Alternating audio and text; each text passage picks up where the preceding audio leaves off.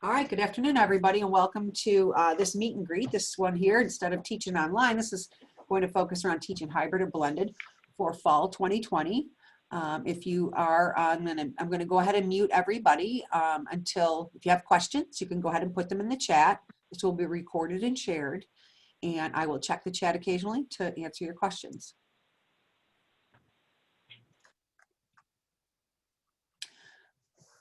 Okay, so I really want to start, but first we'll talk about what we're going to, the topics we're going to cover today. So my agenda here is I'd like to do a little bit of introductions.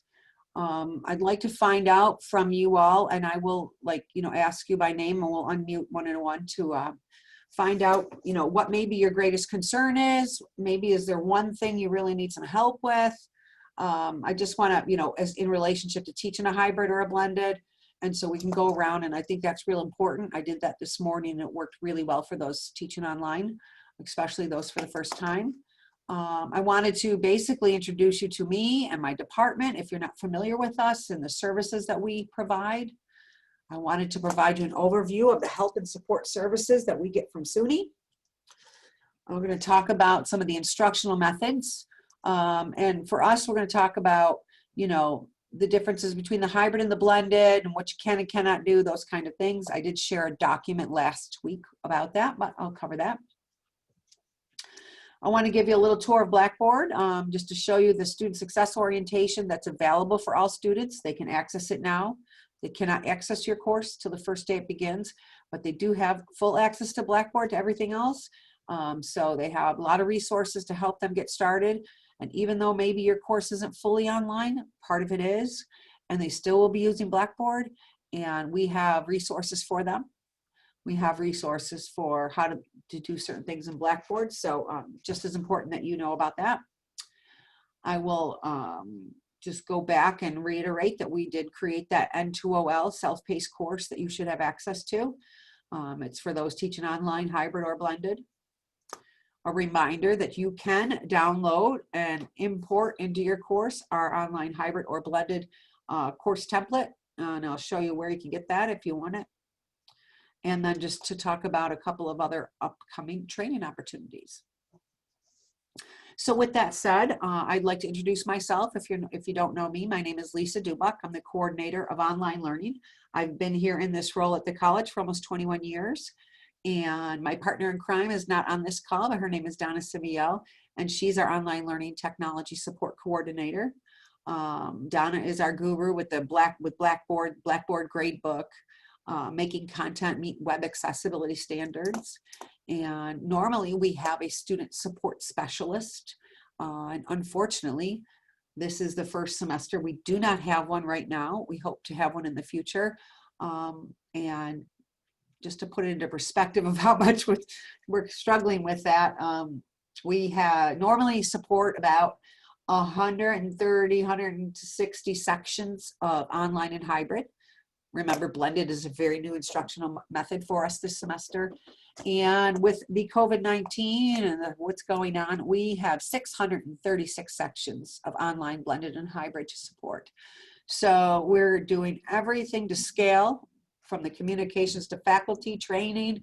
Also, we have to spend our time now focusing on getting these students ready and prepared. So that's why we're trying to do these sessions. We might refer you to recordings, our self-paced course, or other faculty mentors for help, because we're used to giving one-on-one, really, kind of doing more of that kind of method of training process, helping to design courses, and we just can't do that this semester. So I guess you say all hands on deck to help each other at this point. But I just want to show you first, before I go around and we talk about what maybe your courses are, or what concerns you might have, or maybe some help, or anything that you might need. I would like to show you our new online learning website from the college homepage. It's under academics. And since we launched, if you haven't taken a look, the whole website is brand new, the college website, as of a few weeks ago. And so the online learning piece has been entirely updated. I worked with Corey to update it. And so this is what students see. So I just want to make sure you understand what they see. You know, there's face-to-face, 100% online, and then there's this hybrid blended mode. I have a document here that explains those instructional methods. It's also linked here. We've got information for students about their technology requirements and using mobile devices. So I point this out, you know, about what is attendance in an online course or in a hybrid or blended. And then this button tells them how to get started. I want to point this out to you because this is what information students receive. When they registered for an online hybrid or blended course, or when they were switched from a face-to-face and then put into a hybrid online or blended course, they receive an auto email that comes to them, and they get the one for face-to-face, the one for hybrid and blended. They're different. They're a little different, a lot of similarities, but there's some different key information in there. And so they automatically get that when they register. Now, do they read it in their T-Whoops? Some do, some don't. But if they come out to the college website here, this is where they can, you know, how do I get started? Here, big button. There you go. So we spent a lot of time to create this instructional methods document to explain to students the differences between these three modes. So as they expand it, and this works, I pull it up on my phone, it works great on the mobile device as well.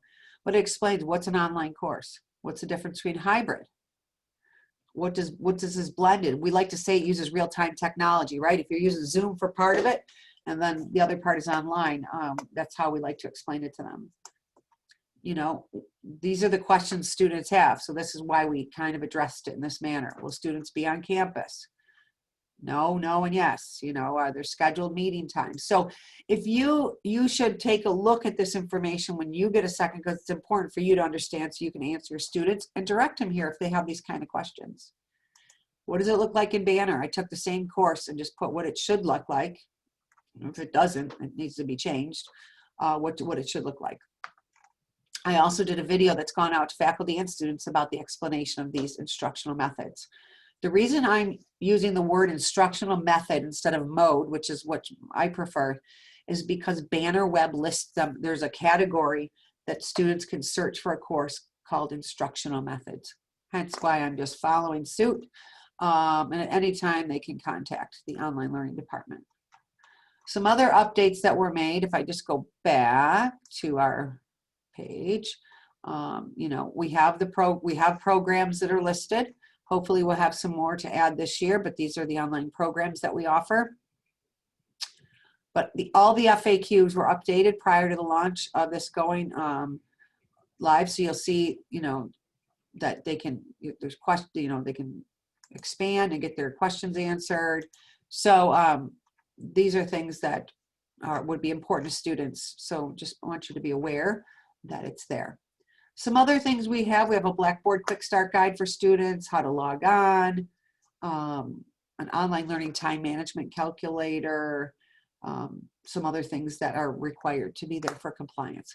So that is the online learning website part for the college and our contact information.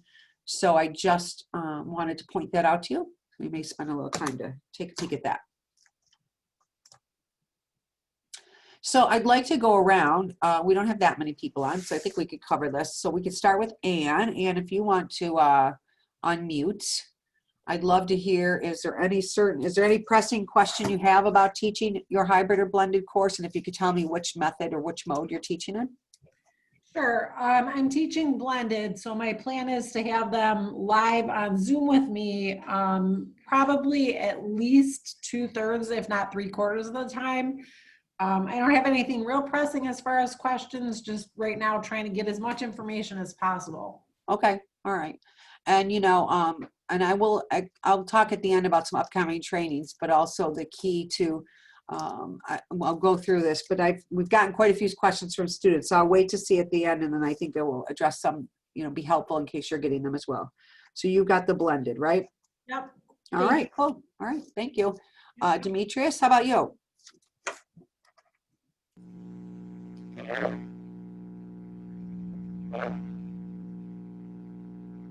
You're coming in a little fuzzy, Demetrius. Okay, so, well, if you want to let me know in the chat, you could just do that and then I'll address that. So if there's any one pressing question, concern, and if you're teaching blended or Zoom, that'd be great if you could put it in the chat for me. No, it's not working very well. I guess my biggest concern is, Yeah, Demetrius. my big, Oh, there you yeah, go. Yeah, there you go. I can hear you now. okay. My biggest concern, I think, right now is because I'm doing blended, I'm going to have some classes that I'm going to have to do via Zoom, and then some classes, well, some information I'm going to have to provide online. So just trying to figure out how to break down. I guess if it was all in Zoom, it would be easy. I would just lecture as normal. If it was all online, I would just lecture as normal on video. But now I've got to figure out, okay, I don't feel like I can plan very far ahead. I'm going to have some on video, some not on video. And what if I don't make it far enough in this class? I can't have pre-recorded this video. You see what I'm saying? Okay, all right, we'll talk about that.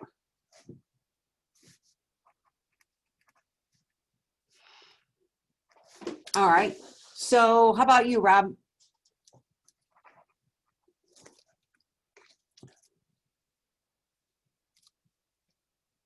Can you unmute, Rob?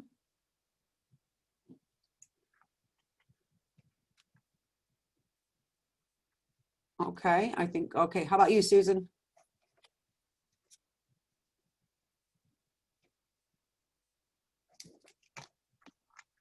Can you hear me, Lisa? Yes, I can. Okay, I'm teaching a blended course.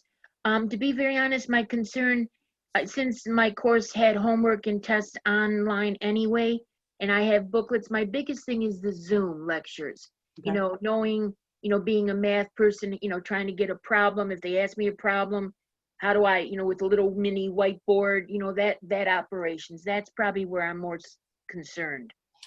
Okay.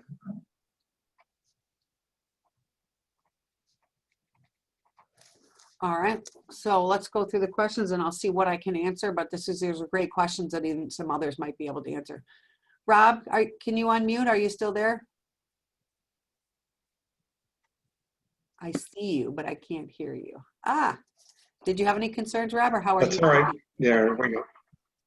I can hear you now. Great. No, I actually have appreciated the training sessions this last summer. Sort of got me to a jump start. One of the things that I'm working with is groups, and so I just asked Donna to send me out some information on setting up the groups. Okay, cool. That'll be good. What mode are you? What method are you teaching in for the fall? Oh, I'm sorry, blended. Okay. While you're doing Zoom, one thing you can explore is the breakout groups. If you wanted them to do like live group work, there are you can do breakouts in small groups in Zoom. Or you could do your Zoom stuff and have them go into Blackboard and do small group work. Either would work. I just wanted you to know it's an option.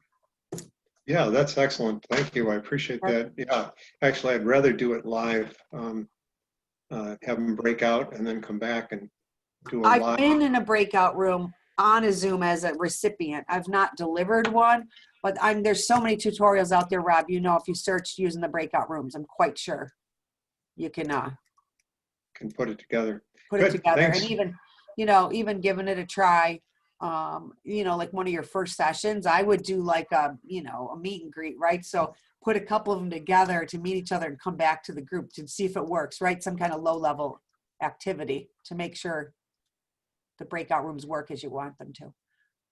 Fair enough. Great. All right, Thank cool. you. Okay, who else do we have? Todd. I see you, Todd. Hi, Todd.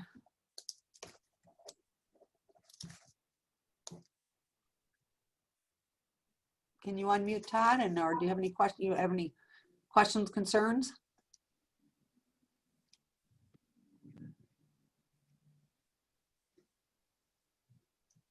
All right, let's see. I'm not sure who is the phone number listed. I'm there, Lisa. I'm sorry. Oh, okay. I'm on mute. Sure. How you guys doing? I was just, I guess I had a question on the attendance. It's probably online and everything, but Yeah. with the blended and doing the attendance because is the difference between the blended and the hybrid with the attendance portion of things? Are you taking attendance for the, I know you are in the blended, but when you meet face to face, but the hybrid with the Zoom attendance, that would be required, correct? Yeah. Just to get So those- this is what we okay. put for attendance. The attendance policies here for students and faculty to look at. But for hybrid and blended, for both, they are required to be at their synchronous thing. Well, so for synchronous means hybrid is in the classroom, right?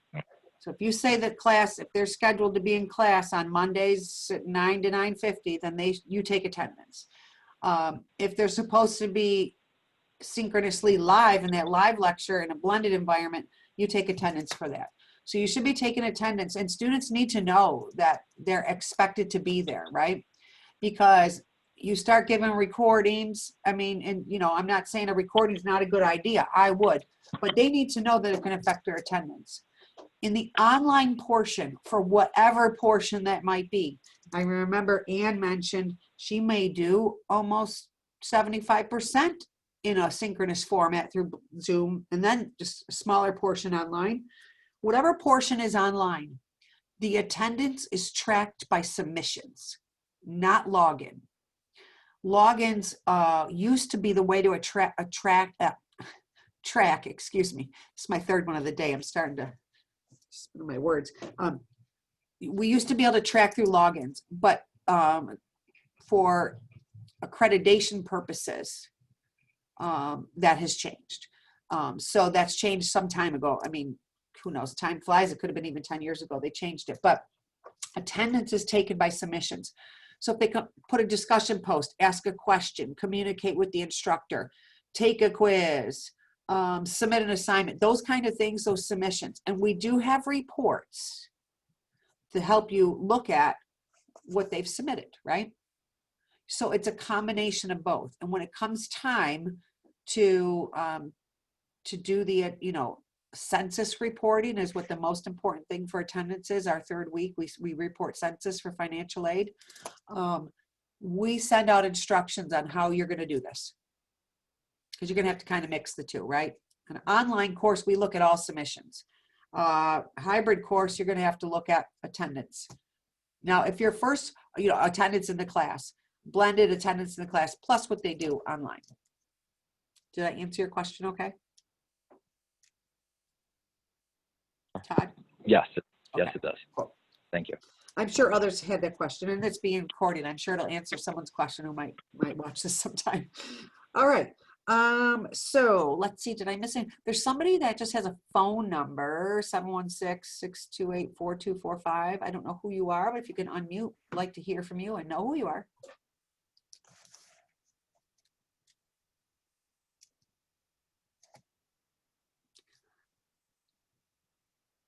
Hello, hello. Maybe someone just listening in for me, right? Who knows? Okay. Well, I think some of the other questions that we had. So, Susan, I just want to mention, you talked about, just about delivering math. I was at an academic council retreat last week, and Sal, who is your division chair, talked about wondering if they could get some handheld, they're like handheld Elmos that you could showcase. That would in be Zoom. awesome. And I don't know for you, Ann, so you both might, and for Ann, I don't know if that's something of interest, but you might want to check with Sal to see the status of that. Lisa. Yeah. I actually borrowed an Elmo from the campus in the spring, and I still have it, and that worked really well when I did my video lectures that I posted. So I probably will use that in combination. I just bought myself a Surface Pro this summer, so I'm thinking That has built in, right? Yeah. two of those things. If you teach math and you're going to teach in this method, who knows what the future brings. A Surface Pro is great for that. That's what I'm hoping. I needed a new laptop anyway, so. No, good choice for that. It's got the stylus, right? And it can write on it. Yeah. Susan, I don't know what technology you have, and we don't give out technology here in online learning, but I do know if the college has something to help you, they'll give it to you. Okay. I would definitely reach out to Sal to see what might be available if that's your concern. You might Yes. be able to get something that might be able to make it easy for you. Okay, thank you. Okay. I wish I had an answer or an Almo, but I don't, or a Pro, a Surface Pro, but I don't have any of those.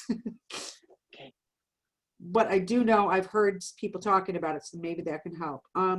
Demetrius, you talked about just, what do I do in the blended? What do I do in the Zoom or the online pro, right? What do I do in Zoom? What do I do?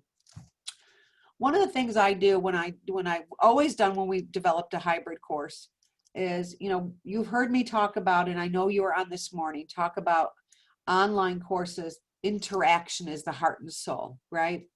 So when you're going to do a hybrid course, and this is hybrid, it is a hybrid because there's part online, part synchronous, part is asynchronous, part is synchronous, right? So Zoom happens to be the synchronous part, and then there's this online portion. Either way, I would think about it the same way. Those courses are really, it's about the integration. So instead of thinking about this, all about interaction, it's more about integration. The question is, what would I do online? What should I do online? And what should I do on campus? Or what should I do online? And what should I do live in Zoom? And so, most faculty have really thought about it as, what's the most important thing you need to deliver to them live? Is it your lecture? For some, they might say my lecture, I don't know if any of you have seen or heard the learning pyramid, right? At the, at the lowest level, the highest level of learning is when you get to creation, the lowest level is remembering, right? So is your lecture that you're going to lecture, are you just going to talk at your students in Zoom? And then you're going to go put them online and say, okay, so go do this assignment, this activity, this thing, and then turn it in. That's one way. And people are used to doing that. Walk in your classroom, you deliver this lecture, and then you go give them all the other work. And what's happened over time is we've ended up giving students the higher level thinking skill work outside of class and the lower level inside. So if you've ever heard of a flip model, the flip model of learning is where, and it's been happening in math through K through 12 for years now, been very popular. So instead of delivering the lecture in Zoom, you might use that time for them to do the higher order activities. Rob mentioned doing some small breakout sessions. That might be where you can, provide that more one-on-one assistance. It depends on the course you're teaching, but I'm just putting these thoughts out there because I have resources for all of those. And I certainly don't want to make it complicated for you before you're starting a semester doing something new. But I just want you to think about it. If you record your lecture, they can listen to it at any time online. Would your time better be spent working with them, like having the expectation that they've watched it and you could make them do something before they're coming onto that Zoom meeting and spend that time? So it's a choice you have to make. I can't answer that for you. I certainly don't have the time to really help you instructional design it between now and the start, but it's food for thought, and maybe we could get in the fall semester and talk about it. But I just wanted to make you think about that. I don't know what you already do in your class, so it's real hard for me to tell you what the balance is. So my guess is if you were planning on doing your lectures, then you probably have the assignments and discussions and other things maybe that you would do, that you would give to students outside of class, would be the portion they would submit online. Yeah, thanks for addressing that, Lisa. I think I'm kind of leaning towards what you said, and I thought about it last week. Just doing as much sort of theory lecture stuff online on video, and then trying to do like work through problems and show examples in the live classes. See, that's more of a flip model, and I think you'll be successful because we just, it's been an old model in higher education. You listen to the professor, you go home and do the work, right? Yep. But we found that that's the lower level part, listening. If you have a video, they can start and stop it, right? They can stop it and go back if they're confused. But working out problems and all those other things is really where they need the teacher. And a lot of times we sent kids home to do that on their own. Right. Okay. So, I mean, you got to do what's going to work for you. We've only got a couple weeks to get started, but those models have been very, proven to work in many cases. Thanks. Like students in math using a lot of school districts. There's school districts in other, states and that have, gone to the Khan Academy. They use those videos and then they spend the time working through the problems, getting the students to work through the problems. So it's just a different design. I think I have addressed all the concerns and questions that we had. So I'm going to move forward with my presentation. If there are any others, you can put them in the chat and I will address them later. So back to where we were. Okay, so we've talked about the introductions. We all just met each other, talked about the concerns we had, the kind of courses. I know that you're all doing blended. So that means we've already covered attendance and some other things. The online learning website I covered. I just, I've introduced me, Donna, and I think most of you are familiar with our support services because you hear from us all the time. The one thing I could tell you is we do post a lot of things in the Blackboard faculty group in Blackboard, and we send an announcement there, which sends an email to your college email. So if you are new to the college, or if just checking the NCCC college email is important, or that's how we're going to be able to deliver our important information to you. Hence, like those. How to do census reporting when you're doing these different modes. We're going to send it all out that way. So the next thing on my list is just some SUNY support services. When I talk about the online learning department, we have all these resources here, right? Our Blackboard faculty group. We've offered training. We've got this new to online self-paced course that many of you have already heard me talk about. We've got this instructional methods document for you. One thing I wanted to point it out here is from the NCCC support is we have our Faculty Support Center blog. Lots of times you've probably seen us link out to this. Everything we have and do is on this blog. You can join the blog here. We need to update this main page for fall, but all of our recordings are in this presentation material. The link is right in this presentation, which I will be sharing with you along with the recording. But you can see that we've got,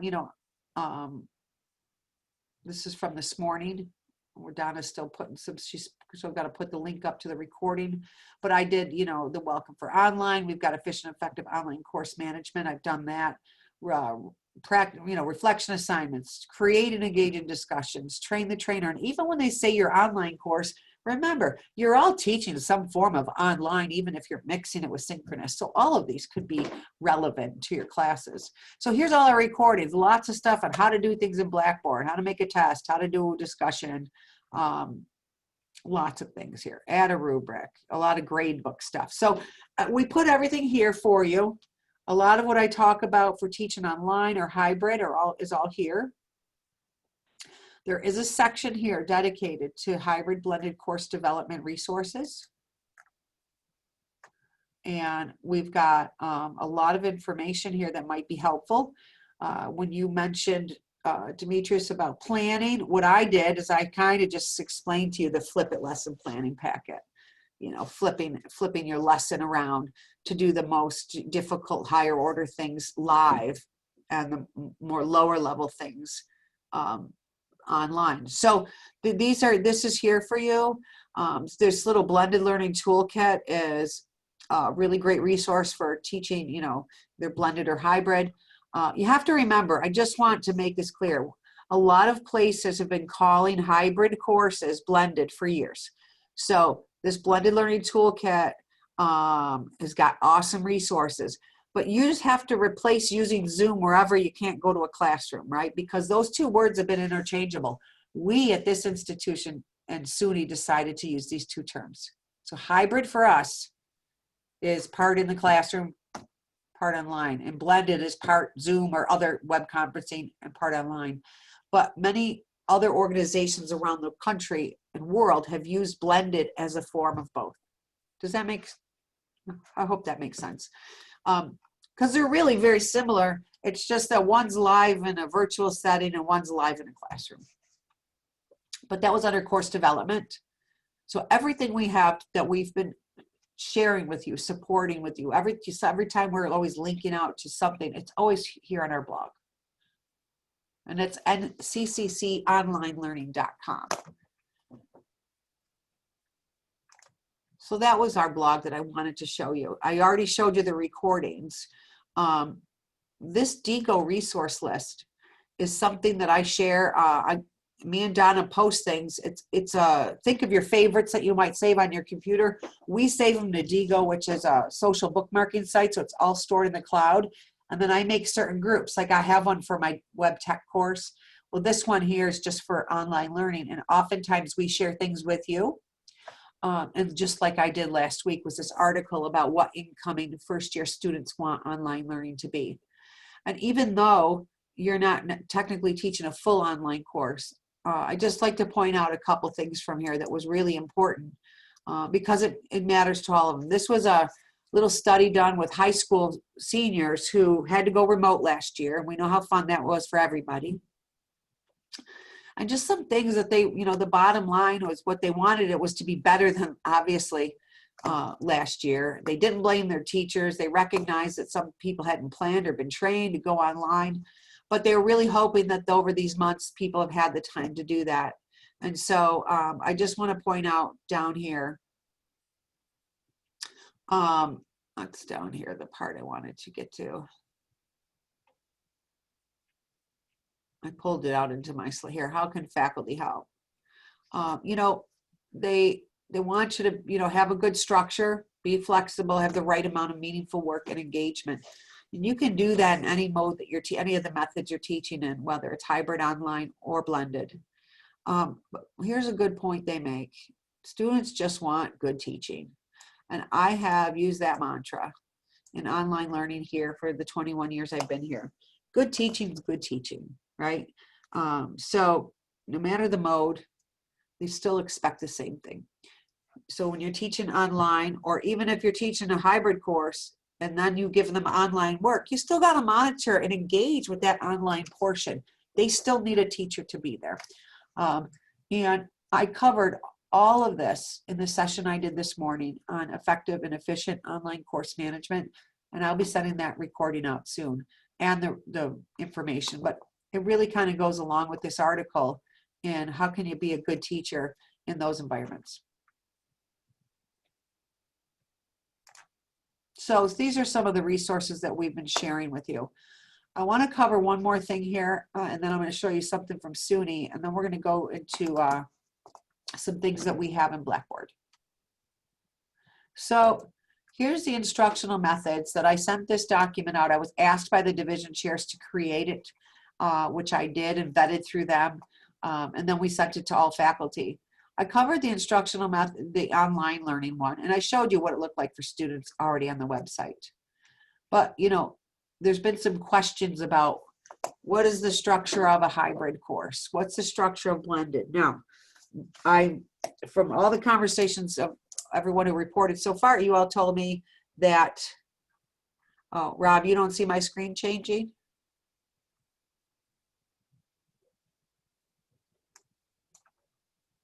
You want to go ahead and unmute Rob so we could find out if it's working? Does anyone see the NCCC instructional methods for faculty that I'm displaying? Yes. Rob, is it showing for you? Yeah, all I see is the agenda. So it didn't. Yeah, I see it. It's a Google Doc. Yeah. You might have a delay, Rob. Oh, okay. I'm not sure because everyone else sees it. Okay. You could try to log Thank you. off and come back in. Maybe it'll work. Yeah. Thanks. So here in this hybrid, most of you didn't say that you're teaching hybrid, but I will just make the point that please use these words approximately. When hybrid courses began at NCCC, Luba Kluniak was the academic, was our, chief academic officer. The first time, many of you have been here know that we had her the second time. When she created it, she just went with a model that was like 50-50 to make it easy to get hybrid going, to get it started. Well,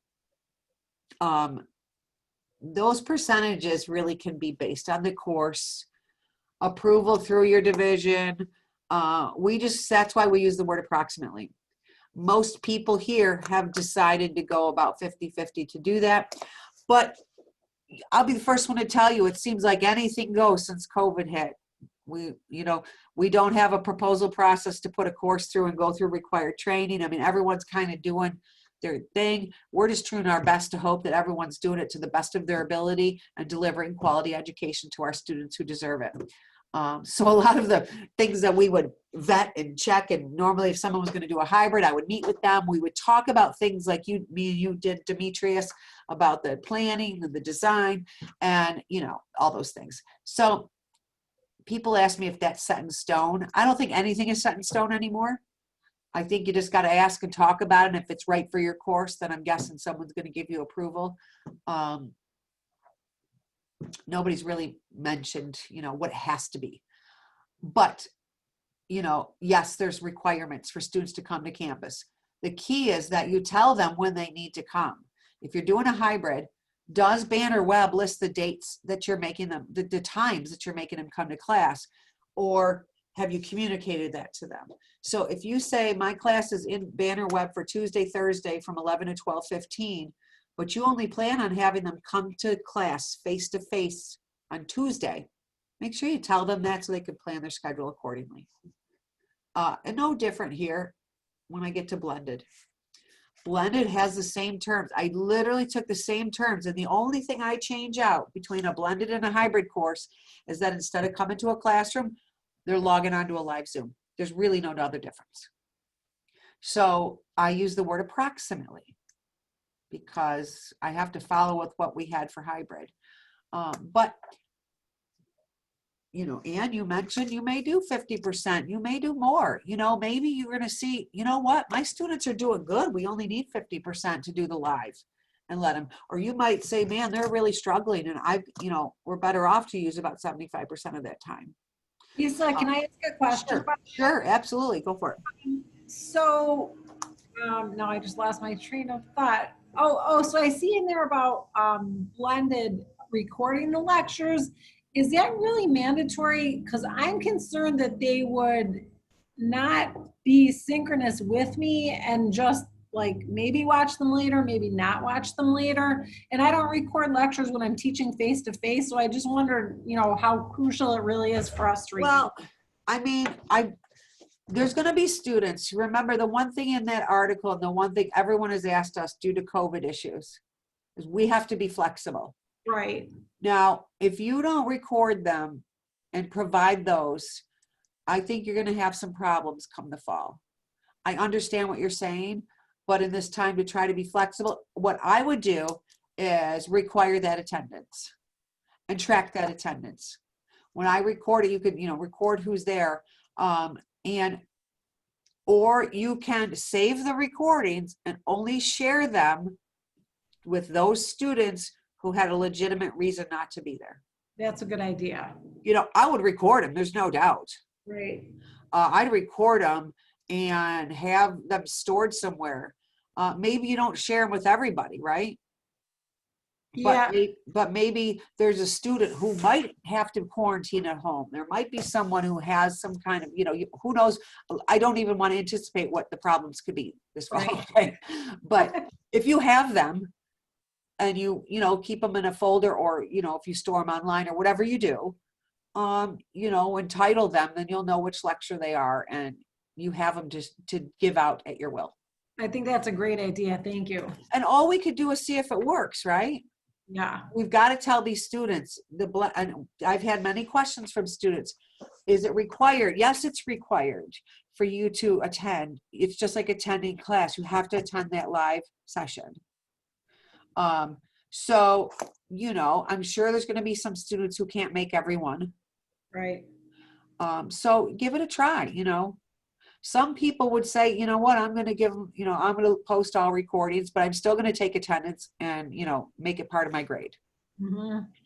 You have to do what you're comfortable with, but I would definitely record it and keep them for yourself. You never know when you're going to need it.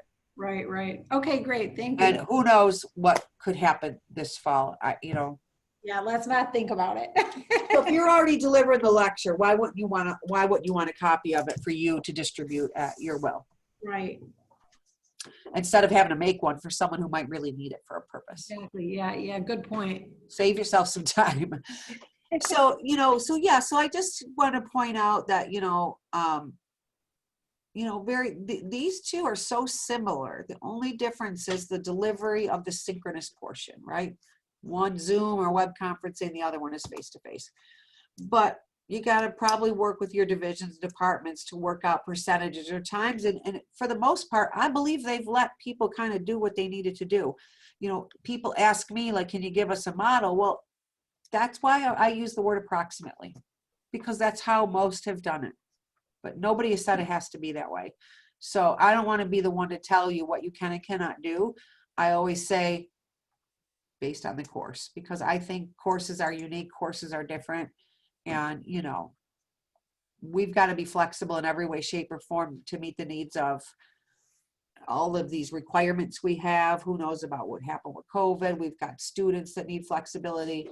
We're definitely in a different time right now. And the new normal, or the new unnormal, whatever it may be, I don't want to say that it has to be one way or the other, if that makes sense. All right, so I want to show you a couple more things in relation to that. One is just the Faculty Support Center for SUNY here. They've been amazing in offering all kinds of workshops and trainings. I know many of our faculty have participated in them, but this one has resources for teaching online. They got resource guides. They have all of these tools to help with. There's also a whole list of like remote lab instruction resources if you use lab-based stuff, but they've got a lot of recordings and everything. So this, this whole area is for faculty, and there's lots of stuff here, recordings on sessions that they've done, and they've done a lot. So I just wanted to point out that that's what that particular link is, because you're going to get a copy of this when I send it to you. So I'm going to go ahead and go into Blackboard. That's what I wanted to cover here. I'm going to do this little tour, and we'll be finishing up soon.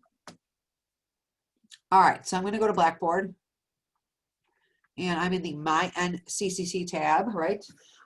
So this is where that online learning student orientation is for students. Students just click Start the Course. If they only need to learn Blackboard, you see their Start here, and it says a nice welcome for me with an introduction video. How do you get started? Very similar to what you should have in your online portion of your course. They need to know what to do.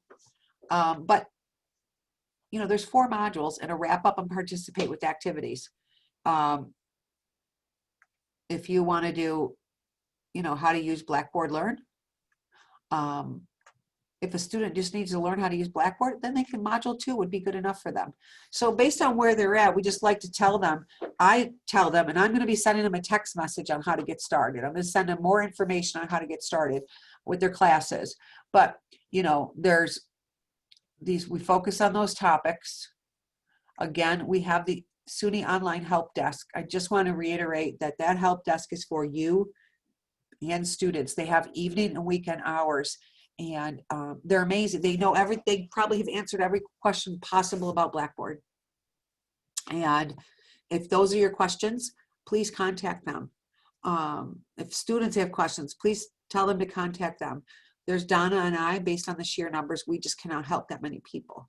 But, they're very helpful, and they've probably helped faculty and students on every device, every version, everything you could think of. So the only thing they can't help with is if you're using third-party software, if your questions about My Labs, or if the students' questions about some My Labs or another, product like such, they can't answer that, neither can we. You have to use the help support that comes if you've chosen publisher content or something. There's usually help support that comes with that. So you have to guide your students to that, and also any questions you might have. We don't have the ability to support that or help that. Like if they can't log into something that's not part of Blackboard or within, the tools that we use, we really wouldn't be able to help them. So that's for students. I just want to point that out. I do see a question in the chat. Is there any class technology to record face-to-face lectures, lab demos? Yeah, you can reach out to our OIT department because they have done that for some people who did that over this summer. So that's who you contact, and hopefully they have something that they could help you with. It just doesn't come out of this department, but our office of, you know, OIT might have something to help you with that. Okay, so here, I'm back here, and I just want to show you a couple things, and we're going to wrap it up. We do have this COVID-19 faculty support resources. A lot of what I shared with you is right here. If you wanted to know about, we have this one-stop document. How do I do things in Blackboard? How do I make a screencast and Screencast-O-Matic? How do I use Zoom? It's all in there. We've been saving that. If you want to look at who are faculty volunteer and mentor list, if you needed some other help and we couldn't get to you, that there's people, a lot of faculty around campus and many departments who offer to be assistants, and they're listed. SUNY Center for Remote Teaching. Again, this is a link that's going to take you deeper into that site that I showed you, but they have drop-in sessions, they've got recordings, and it can be very helpful. We created one for students that's also similar. These are all the student service resources, career and transitional services. This one-stop doc is on tech support. How do I Zoom? How do I get help from SUNY? How do I get help from OIT? How do I do this in Blackboard? It's all there. So we try to make these for now. I mean, for now we'll keep them. We'll probably change it after the fall, but for now it's there because students have been referring to them. But for you, I want to point out that we have this new to online course. In your course list in Blackboard, it's going to be under this section, no term assigned. Now I have a lot, so you see me scrolling through a lot of stuff, but it should look like this, N2OL, new to teaching online, hybrid and blended. If you don't see it, just let me know. I'll make sure you're added. We've been updating it with faculty names, you know, on a weekly basis, but I've showed this to many of you. Some of you have already seen this, but this is the course navigation menu, and we've got getting started.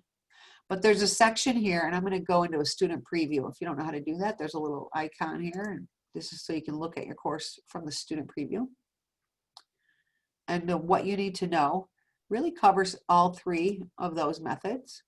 I did a introduction section on what you need to know. I've explained the instructional modes or methods, as you will. But here's a lot of those important getting started information. So we do have a checklist that we created for teaching a hybrid or blended course. And I'm going to make sure that you get that with the recording, because you can access this. It's a checklist to help you, you know, make sure that your course is ready to go. What do I need for preparing for my course to go live? So, you know, this checklist will be helpful. I'm just making myself a note to make sure I send it to you. But it's here in this new to online course, FAQs, other things, right? Now, some of you have said, I'd like to have the online blended or hybrid course template into your Blackboard shell. Donna made a folder here. Remember, I'm in this what you need to know section.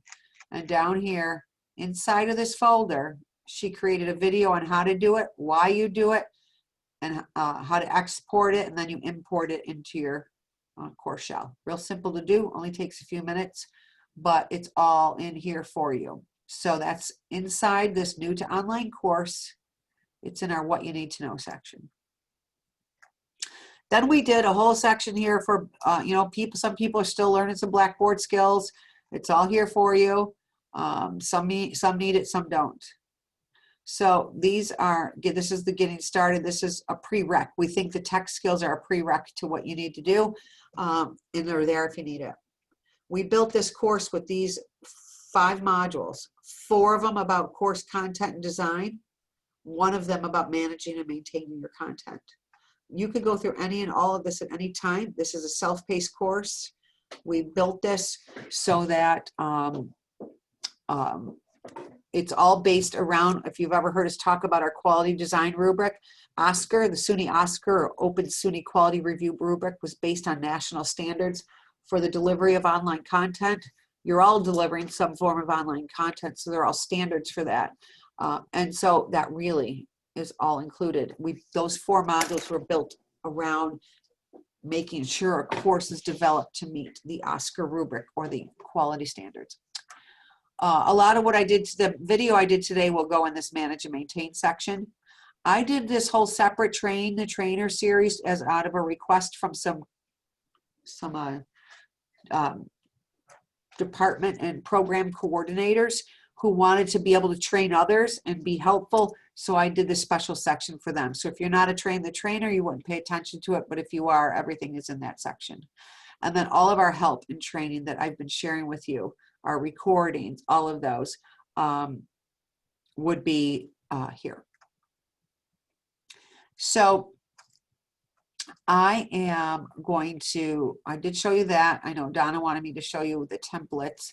I do see some questions there, and I wanted to make sure I covered the last part before I turn it to questions. So one last thing, and then I do see there's a couple questions. So all of this, again, just to reiterate, is in the new to online N2OL. It's in your no term assigned section of courses. If you don't see it, please make sure you tell me or Donna so we can get you added. And the last thing I want to cover before I go to your questions is that we do have some training coming up. So you might have seen this flyer. We distributed it through email and Blackboard last week or so. So here is SUNY Online and the Center for Professional Development did a whole series here. We have webinars and training, the recordings available. There's recordings from all the things that they've done. They have a fall teaching series coming up with all kinds of information. If you're interested, you can select there. So this left-hand side was all SUNY. This right-hand side is things that we've been delivering. So we did these yesterday and today. Next week, I'm going to be doing a session about preparing students to begin your course. How do I send them a message? How do I email or send a message to students before they're in Blackboard? We do that through Starfish. What information should I be providing them? What are the tips for communication? I'm going to cover those things. And I'm going to cover that online and hybrid checklist that I want you to have anyway. But we're going to cover that so you make sure, so you can go through and make sure your course is ready to go live for them when most courses begin, I believe, on the 31st. I've explained the new to online teaching course that's available always. And then we have that faculty mentor list. It's just another link, people that have offered to be helpful, and then some other key resources for you. So that was the training that we have coming up. So we do have one more. I am running sessions for students. I'm going to call them an intro to online, blended hybrid, a meet and greet. I'm going to offer a couple of them at the end of next week, different times, just so I can do some of the similar things, answer their questions and concerns, guide them to the orientation, how they get started, that kind of thing. But the one question they're going to ask me and what they email me is, what do I do if my class is at, 8 o'clock and then I got to be on a blended at 9 and I only have 10 minutes and I'm on campus? Well, I've been answering them with this, and you may want to address it when you do communicate with your students. We have places on campus. The college still has Wi-Fi everywhere. They could bring their laptop and sit somewhere as long as they're socially distant from someone else and go from that live, if they're in a classroom and they have to do then a live Zoom blended, they can go somewhere and sit and log in with their headphones. They can go to the Learning Commons. There are computers on this first floor, and Dennis said there will be some in ACE, the Academic Center for Excellence, on the second floor, where students could go make use of those computers, but they have to bring their own headset. They can use their own device, right? Their phones, Zoom works great on their phone. They could go sit somewhere and, use their earbuds and listen in and watch. They can watch, participate, and do everything on their phone. So whatever device they have with them, they would be able to do that, but they could need to stay on campus to do that. Never make it home to be able to log in. So that's the advice I've been giving to them. I see that you have the Zoom issue with the accounts. Dennis Michaels is in charge of that. He has said he was going to send out a survey. SUNY doesn't want anyone to be buying more pro accounts, adding it. They're trying to do this SUNY-wide contract issue. So it's kind of putting people in a pickle, and everyone's frustrated because if you didn't already request your pro account and don't have it, I don't know that you're going to get it in time for the beginning of the semester. I hope so. I would keep sending an OIT request or calling the OIT help desk at NCCC or asking Dennis, because he needs to know how many people really need it. I don't know where the survey is. He's not sent it out, and he doesn't have much information, so I don't know. But otherwise, you got to limit your live sessions to 40 minutes unless you were to pay yourself, which some people don't want to do, to pay to upgrade. I think it's 10, 12 bucks a month. So you'd have to then limit your stuff to 40 minutes. 40 minutes could be quite long enough for a lecture or a session, but I don't hand out the technology, so therefore I can't help you with getting a pro account. But I know Dennis is getting a lot of requests. I know the pressure's on him to provide something to all these faculty who have to teach, are teaching blended. And I don't have a complete answer. I know he's working on it, but I would say still put your request in. Still let them know that you want to be on the list. I have not seen the survey come out of how many people need it. So I don't have a lot more to say about how you get a pro account right now. Demetrius, Demetrius. Let's see, let me just go back up to this chat a little bit. Okay. So for our first day Zoom class, are we supposed to send students to Zoom? Yeah, absolutely. No, you can't send it through Blackboard because they won't have access to your class until the first day of class. So if your first class is to be on Zoom, whatever you're doing the first week, let's just say, I don't care if the first day's on campus, the first day's on Zoom, or it's online, you need to communicate with your students on what you're doing. And you're going to need to do that through Starfish, because you have a way to email them through Starfish. If you're on campus and you're logged into the network, you could use Banner to email your students. But if you're not on, if you're off campus, so therefore you're not logged into the network, you can't. So you're going to need to do it through Starfish. If you can still see my screen, if I were to go to, just try and go back here, Blackboard, I could show you. Let's see. Oh, I need to go to Blackboard again.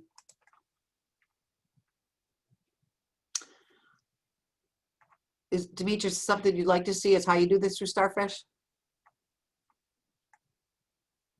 Yeah, I actually know how to send an email through Starfish. Okay, but, so that's the way you're going to have to do it. But yeah, okay. whatever info you got, if Zoom is the first contact you have with them, you're going to have to send it because they're not going to know. So I answer Right. yeah. I Yeah, I made a wasn't video sure. about how to do this on Starfish that's going out to people, but it's also part of my training next week. So I know we're at 2:30. I won't take the time to do that, but that's how you do it. You do it through Starfish. Okay, thanks.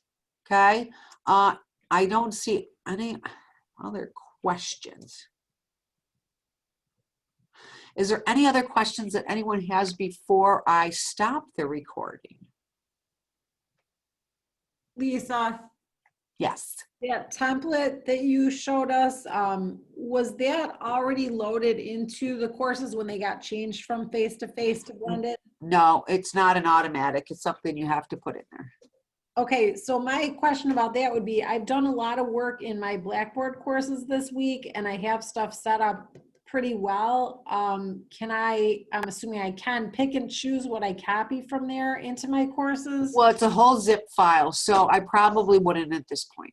Okay, But what I can do, I'll have Donna kind of look at what is the important key. She did, yours is probably all set, but what are some of the key things so you would know? right, yeah, I think it probably It's is. probably a lot of course nav menu things that, if it says open SUNY help Right. desk, it needs to say SUNY online because that changed. Right, I remember seeing that. Right, there's probably some key things. Let me talk to her about that this afternoon, and I'll get back to you because I don't think you'd want to add. I'm not Right. sure. I think if you add it, you might have a mess. Right, and I want to avoid that. Yeah, absolutely. So let me talk to her about that, and I'll get back to you. Okay, and I can also look in that and see if there's stuff there that I think I should. Well, it's a whole zip file, so until you load it into a course on Blackboard, you won't see it. Okay, so yeah, if you talk to her and get But back. that's not a bad idea. I think I'm going to have her add them so that if everyone could see what it looks like, you could know what you have and don't have. That's not a Right. bad idea. She might not be happy though if I ask her to do that right now, so I can't tell you that it's going to happen soon. Oh, that's okay. But it does make sense so that you could see it. Okay, thank you. All right. Okay, everybody, I'm going to stop that recording. We're at over an hour. If you have any other questions, please let me know. I will send the handout, the recording, and the other checklist for hybrid and blended to you. So hopefully you'll find it helpful, and have a great afternoon. Thank you. You're welcome. Bye.